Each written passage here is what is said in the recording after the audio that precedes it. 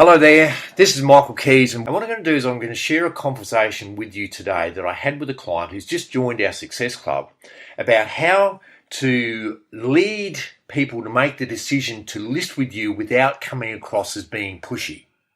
See, the problem most salespeople have is twofold. We fear rejection and we don't want to offend by coming across as being pushy, so we would rather walk away from a listing than do what's right, and that is to close the listing.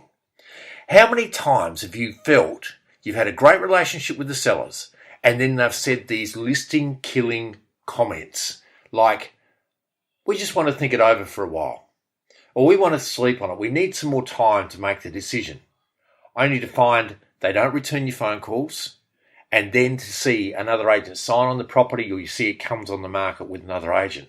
Now, how does that make you feel? It's depressing, isn't it? And has that happened to you recently? Well, if it has, you know exactly what it feels like. And what we're going to do today is get the mindset to overcome this challenge that we have in real estate all the time. Well, this is what my client was describing today. And he said the reason he was giving the potential sellers time to think it over was that he didn't want to come across as being pushy. So this can be a skills problem, but first of all, we have to create a prosperity mindset. So this is what I said to Vince today. First of all, I asked him, do you believe you're definitely the best agent for them in your area?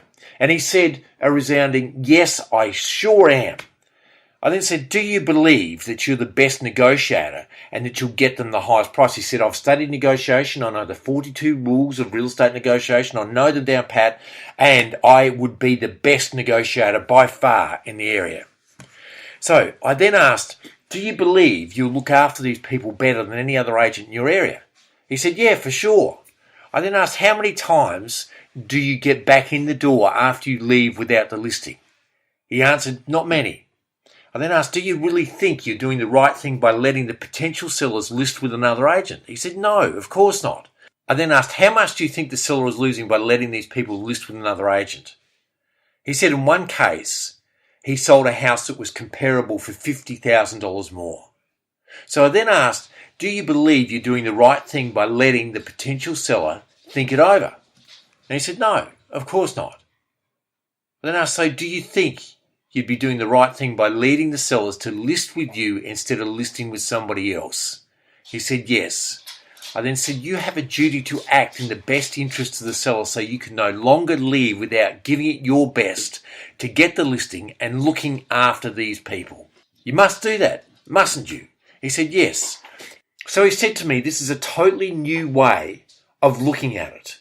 And I said, yes, it is. But you've got to believe you're the best. And so if you believe you're the best, you're going to give the clients the best service. You're going to get them the highest price with the least amount of hassles. Then you have a duty to your potential sellers to do everything within your power to list that property and do the right thing by them and lead them to make the decision. Until next time, I wish you every success in real estate. This is Michael Kies.